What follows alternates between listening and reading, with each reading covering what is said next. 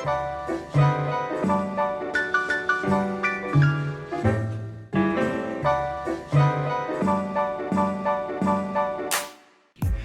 guys, Assalamualaikum, salam sejahtera. Selamat kembali ke channel Let's Tutor. Okey, untuk video kali ini kita akan habiskan bab 6 dengan subtopik 6.3 iaitu meiosis dan juga 6.4 iaitu isu pembahagian sel terhadap kesihatan manusia.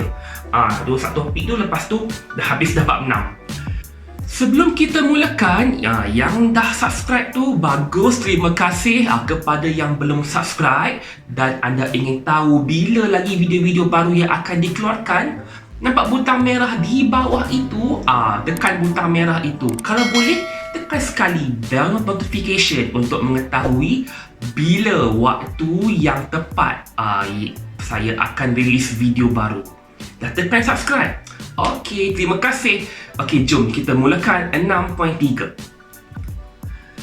Okey, 6.3 meiosis. Apa itu meiosis? Okey, dia kalau kita ingat balik video yang lepas, video yang lepas kita bercakap tentang pengenalan mengenai apa itu sel soma dan juga sel gamet kan. Kalau mitosis menghasilkan sel soma, kalau meiosis menghasilkan gamet. Jadi meiosis ialah proses pembahagian nukleus sel induk untuk menghasilkan gamet ataupun untuk menghasilkan sel anak yang haploid lah. Selepas terbahagi, setiap nukleus gamet itu, setiap nukleus sel anak gamet itu akan mengandungi bilangan kromosom haploid, iaitu separuh daripada bilangan kromosom sel induk, iaitu diploid. Dalam haiwan dan juga manusia, senang cerita sel haiwan lah. Senang cerita sel haiwan, meiosis cuma berlaku di testis untuk jantan ataupun lelaki dan juga di ovari untuk betina ataupun perempuan. Itu kalau haiwan ataupun manusia lah. Oh ya, sebelum tu, kalau korang terlepas video yang lepas, video part 1 bab 6, kita bercakap mengenai mitosis, korang boleh klik link yang keluar dekat hujung tu, klik tengok video tu selepas video ni habis nanti. Video yang lepas tu, video part 1 tu, kita dah bercakap mengenai mitosis dan juga pengenalan mengenai pembahagian sel. Berbeza dengan mitosis, meiosis ini mempunyai dua peringkat. Dia ada dua peringkat. Kalau mitosis cuma satu je. Meiosis ada dua, iaitu meiosis 1 dan juga meiosis 2. Bermaksud setiap meiosis 1 dengan meiosis 2 ini ada profasa, metafasa, anafasa, telofasa. Jadi dia macam ada dua kali pusingan. Kalau mitosis cuma ada profasa, metafasa, anafasa, telofasa. Tetapi untuk meiosis ini, dia akan mulakan dengan meiosis 1 dulu, iaitu profasa 1, metafasa 1, anafasa 1, telofasa 1. Kemudian cytokinesis, kemudian profasa 2, metafasa 2, anafasa 2, telofasa 2. Ada dua kali pusingan, ada 4 macam tu. Seperti biasa dalam kitar sel, sebelum pembahagian sel boleh berlaku, sebelum berlakunya meiosis, adanya interfasa. Jadi sebelum meiosis itu adalah G1, S, G2, masih ada replikasi DNA pada fasa S tu. Kalau awak ingat balik, fasa S, interfasa tu, apa yang berlaku? S, sintesis. Kita nak sintesis DNA pada awal, sebelumnya meiosis yang pertama, sebelum meiosis 1. Selepas G1, S, G2, okey, dah habis G2, baru masuk profasa 1. Baru masuk profasa 1. Okey. Dalam profasa 1, seperti biasa, kromatin yang berbenang halus DNA itu akan mula menebal dan memendek untuk menghasilkan kromosom, untuk membentuk kromosom yang dapat dilihat jelas di bawah mikroskop cahaya. Okey, kita ada kromosom kat sini. Saya lukis kromosom. Okey, kat sini saya dah lukis. Okey, kalau sebelum itu dia dalam bentuk berbenang-benang halus macam ni je kan. Dia berbenang-benang halus macam benang. Okey. Tetapi ketika profasa dia akan mula menebal untuk membentuk kromosom seperti itu. Dia akan mula menebal seperti itu.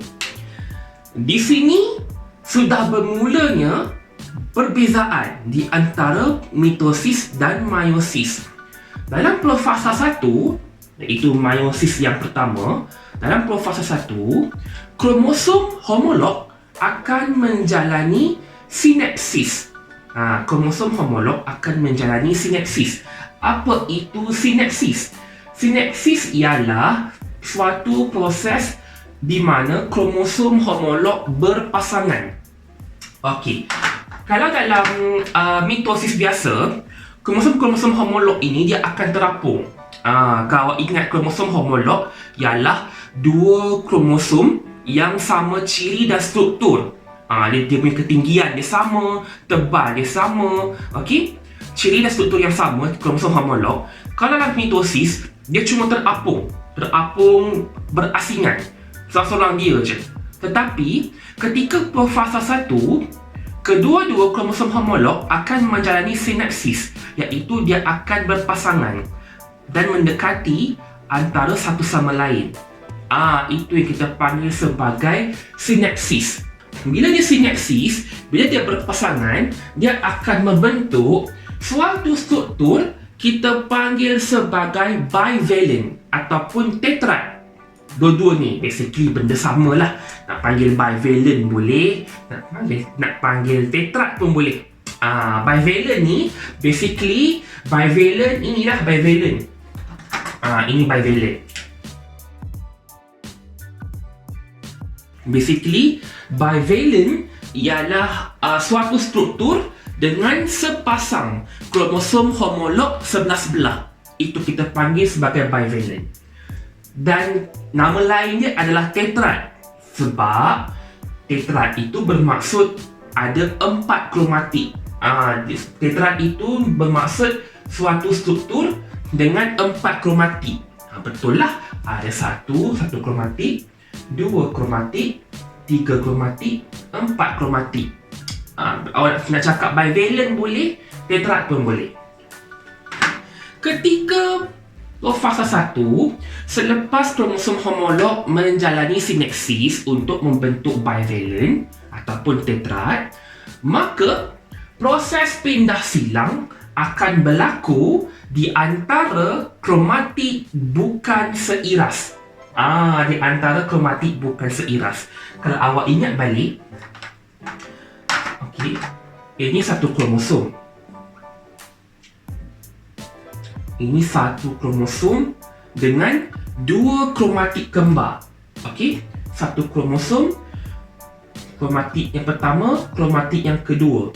Kedua-dua kromatik ini kita panggil sebagai kromatik kembar, sisterkromatik. Sebab maklumat genetik dia adalah sama, seiras. Jadi kita panggil sebagai kromatik kembar. Tetapi kali ini dicakap proses pindah silang berlaku di antara kromatik bukan seiras. Bermaksud, saya padam balik, saya lukis balik dekat sini.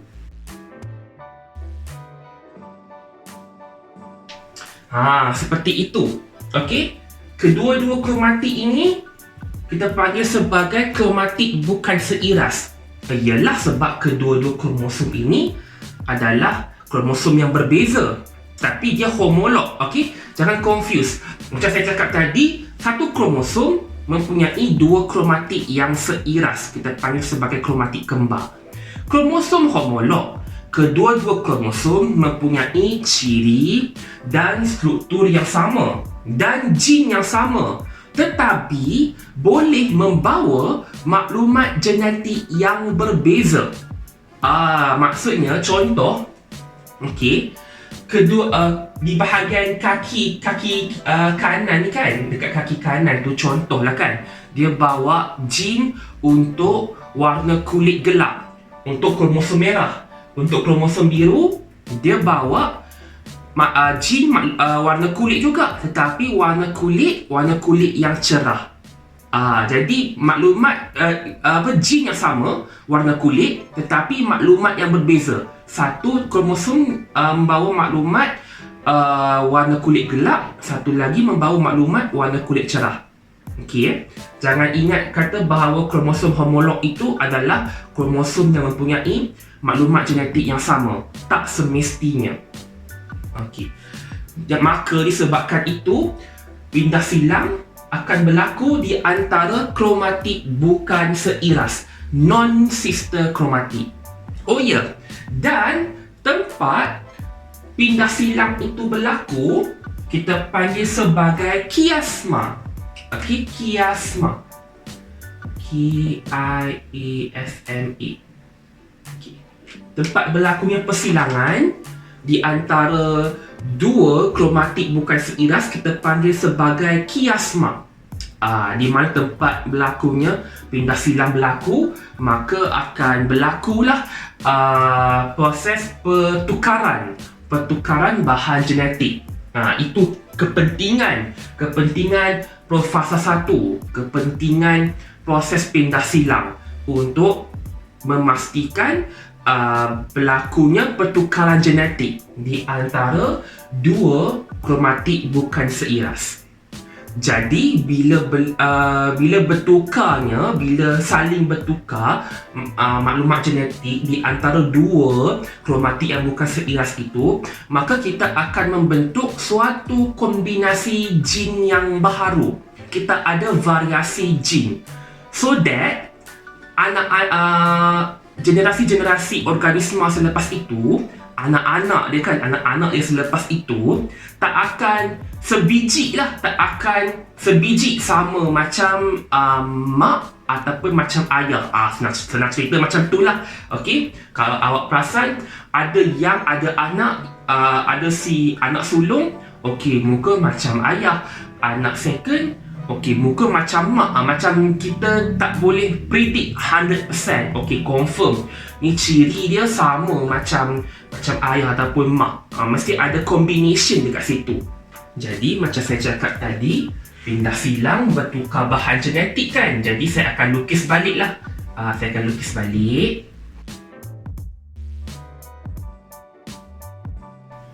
Jadi seperti itu. Dia bertukar dekat bawah tu, sebab dekat situlah yang berlakunya pindah silang, dekat situlah kiasma. Jadi akan bertukar yang bahagian bawah ni. Dan seperti biasa dalam profasa, membran nukleus dan nukleolus mula menghilang.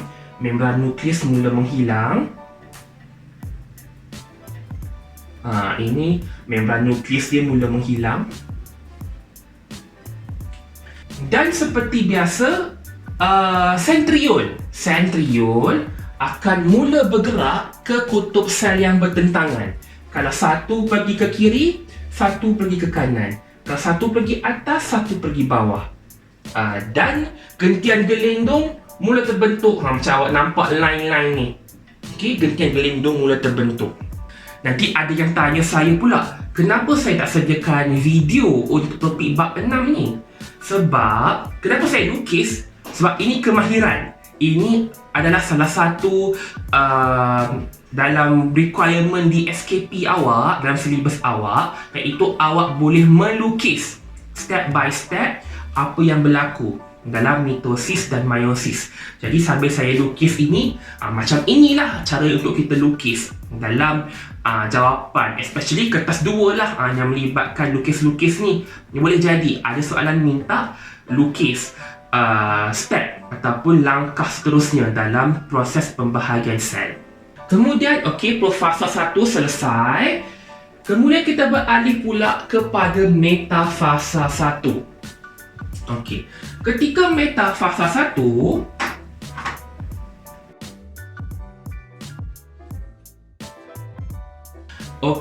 ketika metafasa 1, kromosom homolog akan tersusun pada satah khatulistiwa. Okey. Kali ini pun berbeza dengan mitosis. Kalau dalam mitosis, kesemua kromosom itu dia akan tersusun secara individu.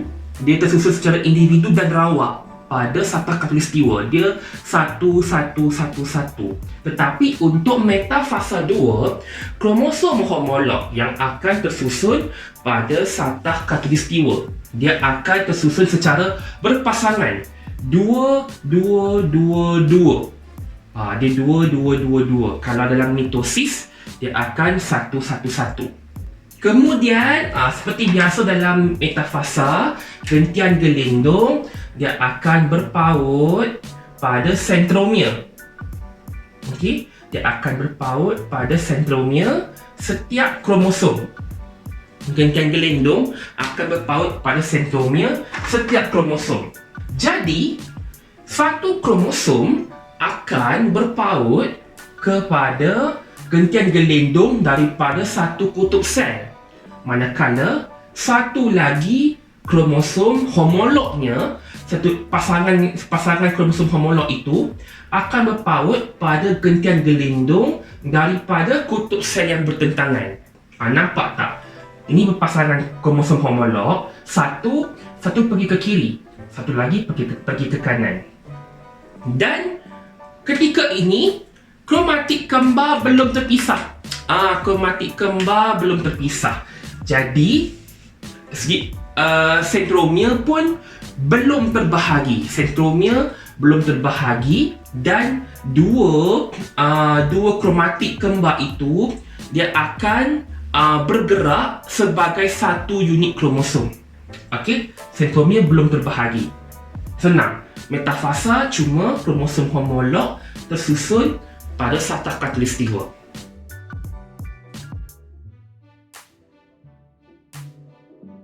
Okey, daripada metafasa 1, kita beralih pula kepada anafasa 1. Dalam anafasa 1, gentian gelindung mula mengecut. Gentian gelindung mula mengecut dan memendek. Okey, gentian gelindung mula mengecut dan memendek dan menyebabkan setiap kromosom terpisah daripada pasangan kromosom homolognya. Di sini metafasa 1 masih lagi berpasangan, cuma dia berpaut pada gentian gelindung daripada kutub sel yang bertentangan. Kali ini anafasa 1, kromosom mula terpisah daripada pasangan homolog dia untuk pergi ke kutub sel yang bertentangan. Itu je yang awak perlu tahu untuk anafasa 1. Simple je. Berbeza dengan mitosis di mana ketika anafasa kromatik kembar yang terpisah. Tetapi dalam anafasa 1 untuk meiosis 1, kromosom homolog yang terpisah, bukan kromatik kembar. Sebab kenapa? Sebab sentromere tak membahagi lagi. Kromatik kembar masih lagi, kedua-dua kromatik kembar masih lagi berpaut pada sentromere. Kalau awak perasan, 1, 2. Okay. Itu je yang awak perlu tahu untuk anafasa.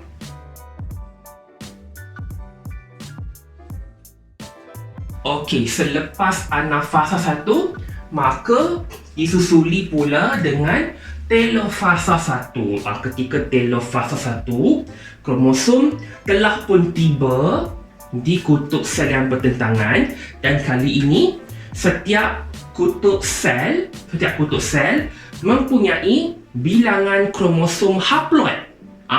Bila dia dah bahagi macam itu, sekarang ini bilangan kromosom di setiap kutub adalah haploid, separuh daripada bilangan asal, bilangan diploid sel induk.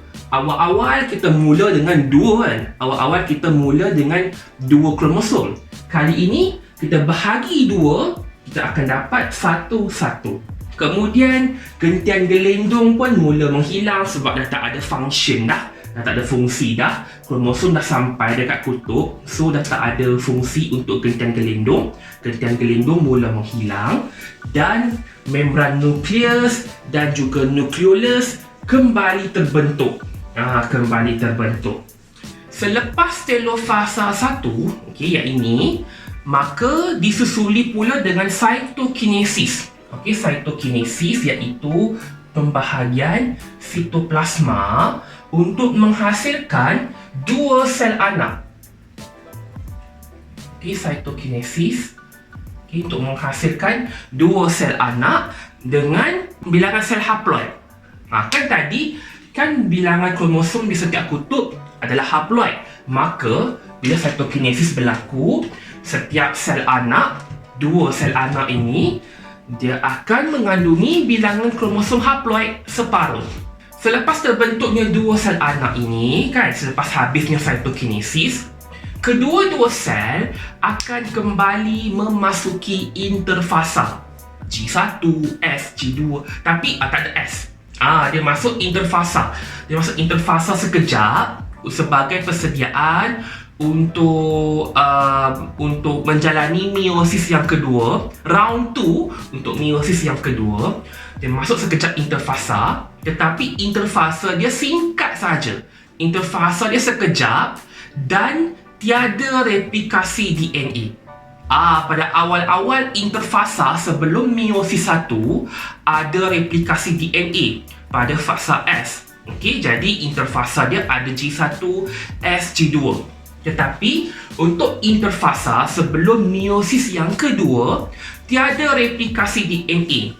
Maka interfasa untuk sebelum meiosis yang kedua ini cuma untuk pembesaran sel dan juga pengumpulan tenaga sahaja. Tak ada replikasi DNA. Selepas interfasa yang kedua tu, sebelum meiosis yang kedua, maka bermulalah meiosis yang kedua. Basically, meiosis yang kedua ini sama je macam mitosis. Guna balik step yang awak hafal untuk mitosis, awak apply balik ke dalam meiosis yang kedua. Sebab step dia sama je. Okay, saya ulang balik. Okey, dekat sini saya dah lukis profasa yang kedua. Seperti biasa, membran nukleus dan nukleolus mula menghilang. Kemudian sentriol mula bergerak ke kutub sel yang bertentangan. Dan gentian gelindung mula terbentuk.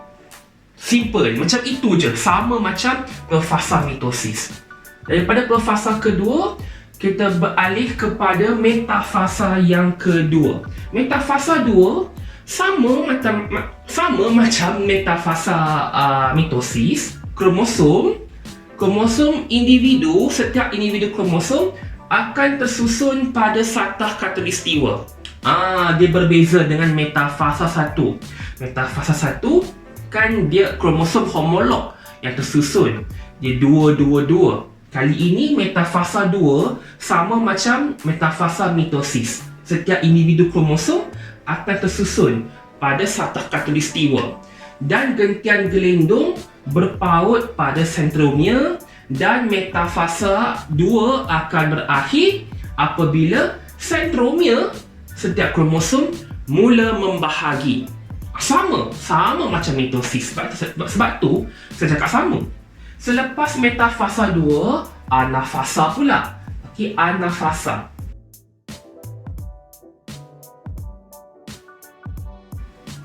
Okey, dekat sini saya dah lukis untuk anafasa 2. Juga sama macam mitosis punya anafasa. Gentian gelindung mula memendek. Okey, gentian gelindung mula memendek. Dan sentromere mula terbahagi. Bila sentromere terbahagi, maka kromatik kembar akan terpisah. Dan bergerak ke kutub sel yang bertentangan. Dia berbeza dengan anafasa 1. Anafasa 1, kromosom homolog yang terpisah. Anafasa 2, sama macam mitosis punya anafasa. Kromatik kembar terpisah disebabkan sentromere mula terbahagi. Okey, sama je, sebab tu saya cakap senang. Selepas anafasa 2, telofasa kedua.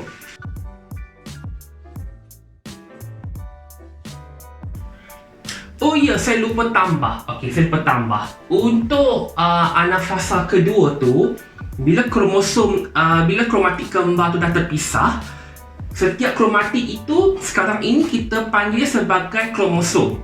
Sama macam mitosis punya anafasa lah. Lepas kromatik kembar terpisah, sekarang kita panggil setiap kromatik itu kromosom anak ataupun kromosom lah. Okey. Kemudian daripada anafasa 2 disusuli dengan telofasa kedua. Telofasa kedua pun sama sahaja, kromosom. Okey, macam saya cakap tadi, sekarang kita panggil kromosom. Kromosom tiba di kutub sel yang bertentangan dan gentian gelindung mula menghilang. Okey. Tadi tebal kan gentian gelindung. Gentian gelindung kali ini dah semakin menghilang, dah tak ada function sebab kromosom dah sampai dekat kutub sel dan membran nukleus dan juga nukleolus kembali terbentuk. Kembali terbentuk semula lah.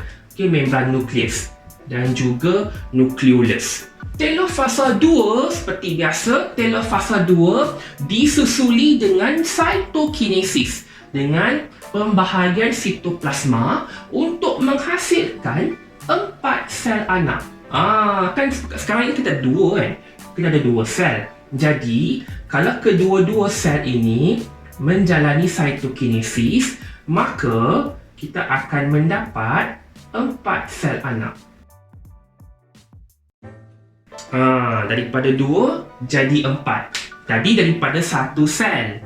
Okey, 1 sel meiosis yang pertama menghasilkan 2 sel anak. Meiosis yang kedua daripada 2 sel menghasilkan 4 sel anak. In total, secara keseluruhannya, meiosis menghasilkan 4 sel anak. 4 sel anak.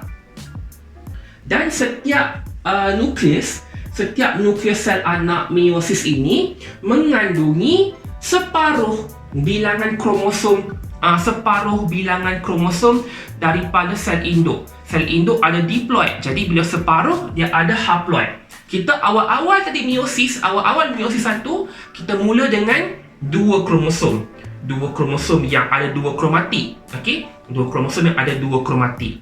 Kemudian selepas selesai, kita tinggal dengan 1 kromosom di setiap nukleus sel anak hasil daripada meiosis, haploid.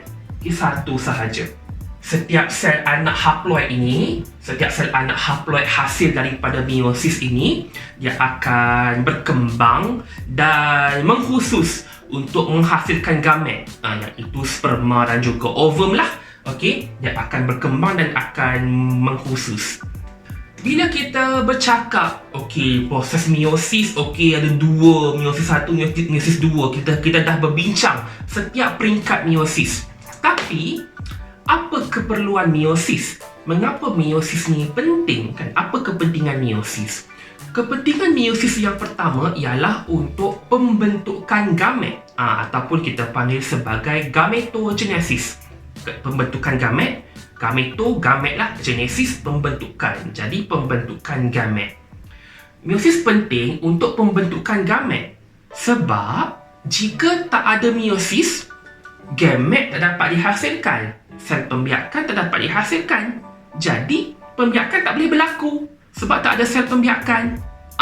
Sebab itu pentingnya meiosis. Itu kepentingan yang pertama untuk pembentukan gamet, gametogenesis. Kalau tak ada gamet, macam mana nak membiak kan? Itu yang pertama. Kepentingan yang kedua meiosis ialah untuk menghasilkan variasi genetik.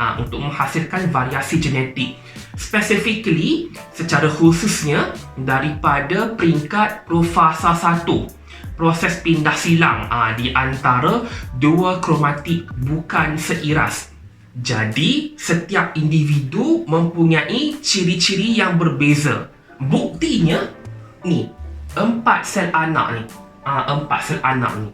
Awal-awal meiosis, kita mulakan dengan 2 kromosom. Okey, 2 kromosom. Kedua-duanya, okey, untuk kromosom merah, okey, ada dua kromatik merah. Untuk kromosom biru, ada dua kromatik biru. Ada dua kromatik merah, ada dua kromatik biru. Tetapi sekarang ini, dalam 4 sel anak haploid hasil daripada meiosis, kalau perasan, awak tengok balik gambar tu yang saya lukis tu. Satu ni, okey, ada merah, lepas tu separuh biru. Satu ni semua merah. Satu ni semua biru. Lagi satu tu separuh biru, separuh merah.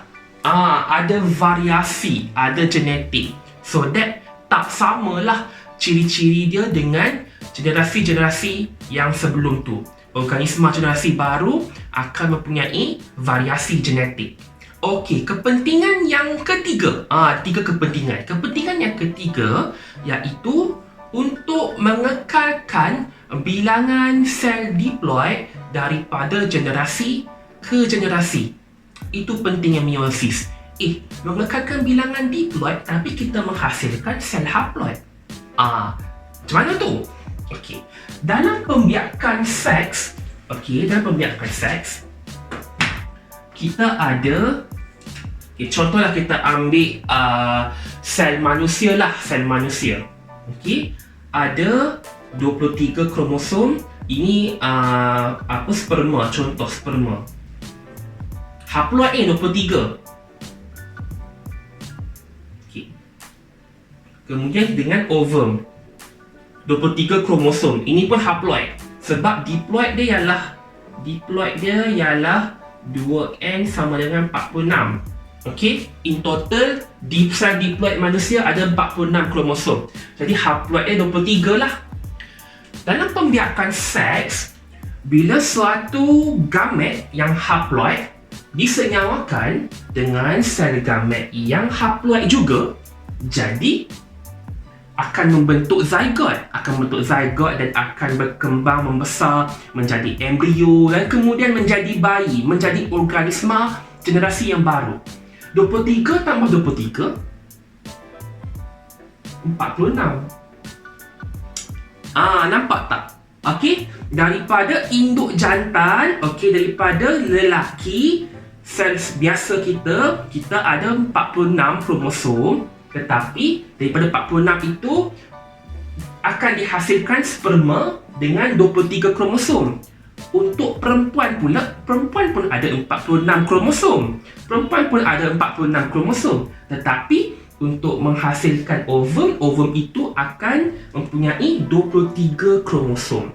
Jadi, apabila 23 tambah 23, organisma generasi baru yang dihasilkan akan mempunyai bilangan kromosom yang sama seperti generasi yang sebelum tu, 46.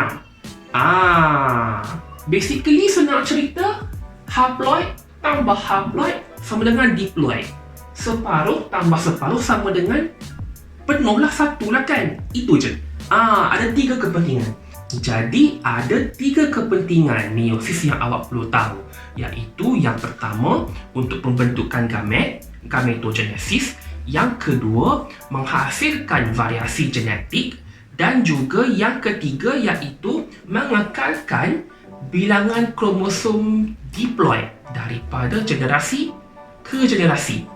Video yang lepas kita dah bercakap tentang mitosis. Video kali ini kita bercakap tentang meiosis 1, meiosis 2. Jadi kita boleh buat banding beza, kita boleh buat comparison, compare and contrast, banding dan bezakan di antara mitosis dengan meiosis dan juga meiosis 1 dengan meiosis 2. Sekejap. Okey, yang keluar table kat sini. Saya buat table siap-siap. Okey, ini table banding beza di antara mitosis dengan meiosis. Bila banding beza, awak kena bagi tahu dua-dua persamaan dengan perbezaan. Jadi, apa persamaan mitosis dengan meiosis? Kedua-duanya ada profasa, metafasa, anafasa, telofasa. Dan kedua-dua mitosis dan meiosis melibatkan replikasi DNA pada awal pembahagian sel, dan kedua-duanya menghasilkan sel anak selepas pembahagian sel. Itu persamaan dia. Kemudian baru kita masuk perbezaan dia. Ada banyak perbezaan ni. Okay, saya cuma bagi tahu dalam 2 ataupun 3 lah. Selebihnya pause. Selebihnya korang boleh pause. Okey, baca. Perbezaan yang pertama, tempat proses berlaku. Okey, berlaku dalam sel haiwan tu. Kalau mitosis, sel soma biasa. Tapi kalau meiosis, di testis dan juga ovari. Okey, meiosis. Okay. Kemudian, bilangan pembahagian sel. Kalau dalam mitosis, sekali. Kalau meiosis, 2 kali. Kemudian, bilangan sel anak yang dihasilkan. Kalau mitosis, cuma menghasilkan 2 sel anak. Tapi meiosis, secara keseluruhannya, akan menghasilkan 4 sel anak. Berapa pula bilangan kromosom sel anak? Dalam mitosis, bilangan kromosom sel anak adalah diploid. Dalam bilangan kromosom dalam sel anak meiosis adalah haploid. Nampak tak? Nak buat compare and contrast, nak buat pembandingan, nak buat banding beza mitosis dengan meiosis, senang je. Awak cuma compare bilangan-bilangan tu. Haploid, diploid, 2, 4, sekali, 2 kali. Okay?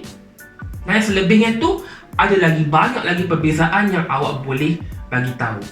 Okey, selesai untuk banding beza mitosis dengan meiosis. Kemudian kita boleh juga buat perbandingan di antara meiosis 1 dengan meiosis 2. Persamaan meiosis 1 dengan meiosis 2 basically sama je, ada profasa, metafasa, anafasa, telofasa, dan kedua-dua meiosis 1 dengan 2 ini menghasilkan sel anak dengan bilangan kromosom haploid, kan? Habis meiosis 1 haploid, habis meiosis 2 pun haploid juga. Okey. Kemudian kita masuk perbezaan dia. Perbezaan dia. Bilangan kromosom ketika profasa. Ketika profasa, dalam meiosis 1, bilangan kromosom adalah diploid. Okey, pada awal-awal profasa tu. Tetapi ketika meiosis yang kedua, profasa yang kedua, bilangan kromosom pada awal profasa adalah haploid. Okey. Kemudian sineksis. Kita tahu dalam profasa yang pertama berlakunya sineksis kromosom homolog. Dalam profasa 2 tak ada. Okey, tak ada sineksis kromosom homolog. Kemudian pindah silang. Proses pindah silang berlaku ataupun tidak. Dalam meiosis 1 berlaku, meiosis 2 tak berlaku. Kemudian ketika anafasa, apa yang terpisah? Dalam meiosis 1, kromosom homolog yang terpisah. Dalam meiosis yang kedua, ketika anafasa yang kedua, kromatik kembar yang terpisah. Buat perbandingan macam tu. Okey? Peringkat demi peringkat. Itu je. Senang je nak buat perbanding dan beza di antara mitosis dengan meiosis ataupun meiosis 1 dengan meiosis 2. Kalau soalan AC tanya dalam 4 markah ke 6 markah ke, nak tulis dalam bentuk ayat pun boleh, tapi lebih mudah untuk awak buat jadual, untuk awak buat table. Bila awak buat table, lebih mudah untuk awak tunjuk kepada pemeriksa. Itu ialah persamaan, itu ialah perbezaan. Nak buat ayat pun boleh, tak ada masalah. Nak buat dalam bentuk perenggan pun boleh. Tetapi disarankan untuk memudahkan awak menjawab dan memudahkan pemeriksa cek jawapan, buat dalam bentuk jadual untuk soalan kalau minta perbandingan dan juga perbezaan, banding beza. Okey, selesai 6.3, kita masuk pula subtopik terakhir 6.4, isu pembahagian sel terhadap kesihatan manusia. Okey. Secara umumnya, pembahagian sel ini dikawal rapi, okey? Dia teratur rapi dan dijaga pada setiap peringkat. G1, S, G2, fasa M.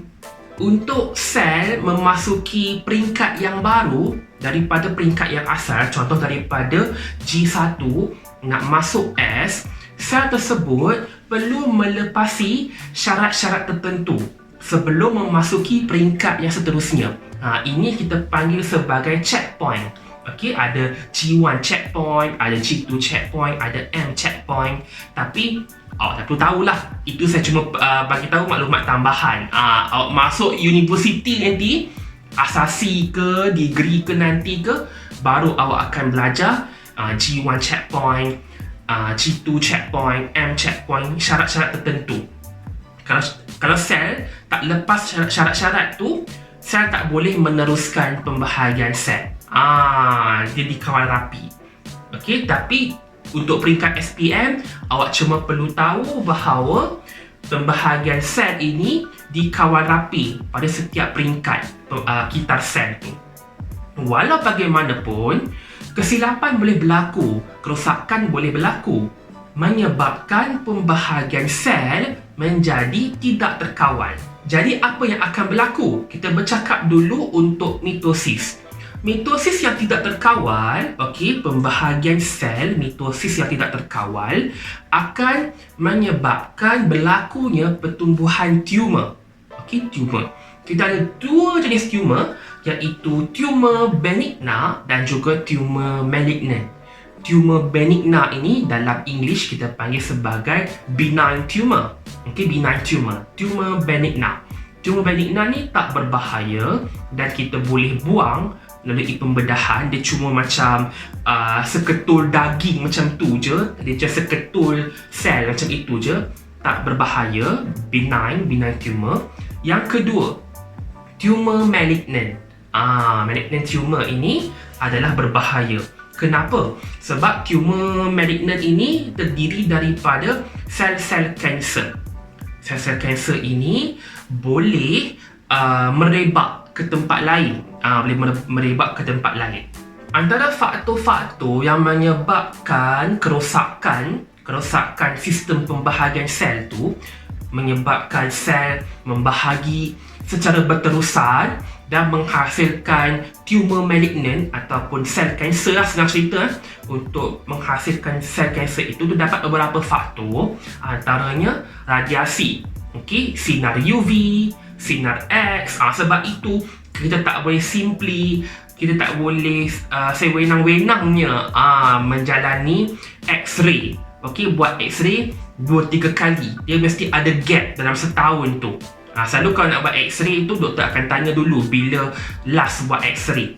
Okey, untuk mengelakkan itulah sinaran radiasi itu boleh menjadi faktor menyebabkan berlakunya kanser. Selain radiasi, bahan kimia, okey, bahan-bahan kimia contohnya tar dalam tembakau, dalam rokok. Dalam rokok tu ada banyak bahan kimia yang boleh menjadi faktor berlakunya kanser. Kemudian bahan-bahan kimia karsinogen. Okey, karsinogen ialah bahan-bahan kimia yang menyebabkan kanser lah. Sebagai contoh, formaldehyde. Formaldehyde ialah karsinogen yang boleh menyebabkan kanser.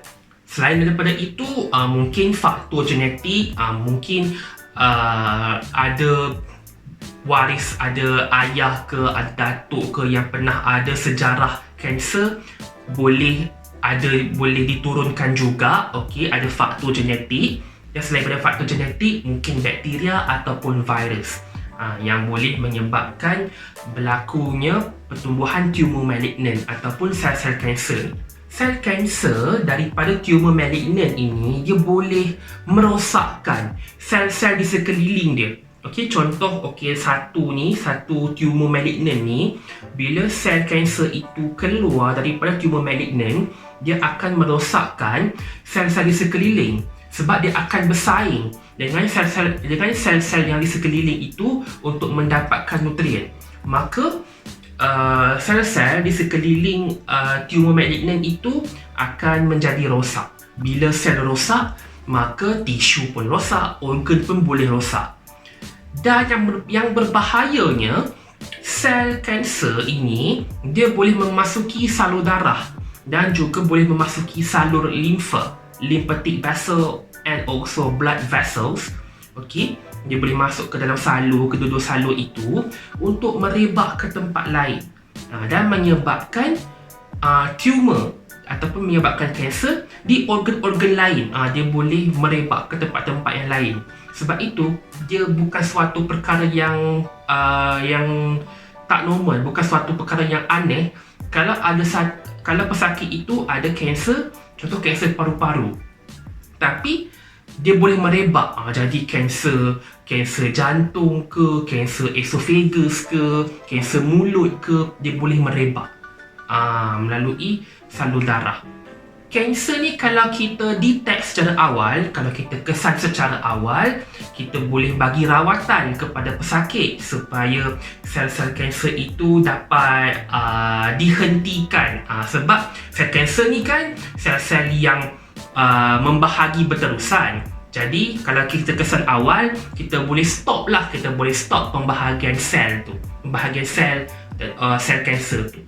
Tapi jika kita kesan terlalu lambat, jika kanser tidak dikesan secara awal ataupun terlalu lambat, maka kerosakan organ dah boleh melarat, organ dah boleh rosak sebab terlalu lama dah kanser itu ada dalam badan. Organ rosak, tisu rosak, organ rosak, jadi ia boleh menyebabkan kematian. Boleh menyebabkan maut lah, boleh menyebabkan kematian jika tidak dapat dikesan secara awal. Bahaya kanser. Jadi kalau rasa-rasa macam ada tanda-tanda kanser, better pergi jumpa doktor secepat yang mungkin. Itu kalau mitosis, kesan mitosis yang tidak terkawal. Meiosis yang tidak terkawal pula boleh menyebabkan penyakit genetik. Tadi mitosis yang tidak terkawal mengakibatkan tumor dan juga kanser. Untuk meiosis yang tidak terkawal ini boleh mengakibatkan genetic disorders, penyakit ataupun sindrom genetik. Salah satunya iaitu sindrom Down. Dalam English kita panggil samalah Down syndrome, ataupun nama lainnya trisomy 21, trisomy 21. Sindrom Down ini berlaku apabila gentian gelendong gagal berfungsi ketika anafasa 1 ataupun anafasa 2. Mana-mana anafasa, sama ada anafasa 1 ataupun anafasa 2. Gentian gelendong gagal berfungsi. Bila gentian gelendong tidak berfungsi, gagal berfungsi, maka kromosom homolog kalau dalam anafasa 1 ataupun kromatik kembar kalau dalam anafasa 2 tidak terpisah. Sebab kalau gentian gelendong itu fungsi dia untuk menarik kromosom homolog ataupun kromatik kembar ke kutub sel yang bertentangan. Dia macam tali. Tapi kalau gentian gelendong tu gagal berfungsi, dia tak berfungsi, dia tak tarik pun kromosom homolog tu, dia tak tarik pun kromatik kembar itu, maka kromosom homolog ataupun kromatik kembar itu tidak terpisah. Ketidakterpisahan perkataan ke tu? Ketidakterpisahan itu, proses tidak terpisah itu kita panggil sebagai tak disjungsi. Tak disjungsi. Susah sebut dalam bahasa Melayu. Dalam English senang je. Dalam English kita panggil sebagai non-disjunction. Non-disjunction. Tak disjungsi. Ketidakterpisahan kromosom homolog ataupun kromatik kembar. Bila tak terpisah, maka kromosom itu tak akan terbahagi dengan sekata. Kalau meiosis yang normal, senang cerita kita ambil kromosom, kita ambil sel manusia lah kan. Kita ambil sel manusia. Dalam meiosis yang normal, sel diploid manusia ada 46. Maka sel anak yang haploid dia akan separuh-separuh, 23.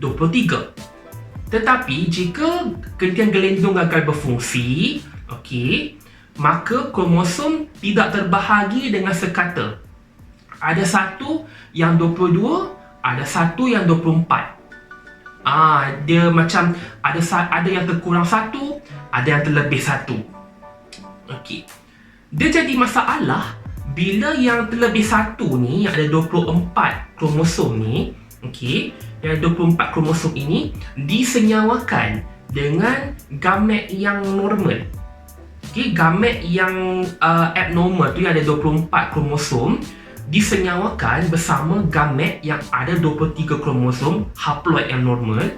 24 campur 23 berapa? 47 kan? Sedangkan jumlah normal kromosom manusia adalah 46. Jadi keadaan ini, individu yang lahir dengan 47 kromosom ini akan mengalami sindrom Down. 47 kromosom. Okey. Dan nama lain dia adalah trisomi 21. Kenapa trisomi 21? Sebab lazimnya sindrom Down ini, individu yang mengalami sindrom Down ini ada lebih satu kromosom pada set kromosom yang ke-21. Sebab itu nama dia trisomi 21. Trisomi, 3 kromosom soma, okey, 3 kromosom pada sel soma, 21 pada set yang ke-21. Okey, sel manusia ada 23 set kromosom, 46 lah in total. Setiap set ada 2 kromosom. Jadi 2 semua in total 46 kromosom, 23 set. Individu sindrom Down ada lebih satu kromosom pada set yang ke-21. Sebab itu kita panggil nama lain untuk sindrom Down ini trisomi 21. Jadi kalau dalam kertas soalan, jangan terkejut kalau soalan minta apakah antara kesan individu yang mempunyai trisomi 21. Basically trisomi 21 itu ialah sindrom Down lah. Ingat interchangeable. Okey, boleh digunakan mana-mana satu. Trisomi 21 pun boleh, sindrom Down pun boleh. Dan antara simptom-simptom yang dialami oleh individu sindrom Down ini termasuklah lidah yang sedikit terjelir, mata dia sepet. Kalau perasan individu yang sindrom Down ini kebanyakannya mata dia sepet, dan juga kebiasaannya mengalami kerencatan mental. Okey, mental retardation. Okey, itu yang 3 yang awak perlu tahulah. Kalau ada kesan-kesan lain pun boleh awak nak masukkan dalam jawapan awak. Tapi itu 3 yang paling senang untuk awak hafal. Lidah dia, kalau awak perasan lidah individu sindrom Down ini macam terjelir sikit, mata sepet, dan juga mempunyai kerencatan mental. Okay, itu sahaja. Itu sahaja 4.4 pula 6.4. Itu sahaja 6.4 yang awak perlu tahu. Tumor, kanser dan juga sindrom Down. Okay, itu je. Maka habislah bab 6. Habislah bab 6. Okey. Seperti biasa, jika ada sebarang soalan, cadangan maupun pendapat, boleh tinggalkan dalam ruangan komen di bawah. Dan dalam description box, dalam ruangan description di bawah, saya juga akan sediakan link kuis latihan kefahaman untuk keseluruhan bab 6 ini. Korang boleh klik link itu. Kalau belum install apps Awesome tu, install dulu, dan install apps tu baru boleh jawab kuis tu. Okey, itu sahaja daripada saya. Untuk video-video yang lain daripada channel ini, boleh klik di sebelah sini. Yang belum subscribe tu, boleh klik di sebelah sini. Okey, kita jumpa lagi dalam video yang akan datang. Terima kasih kerana menonton. Bye-bye. Assalamualaikum.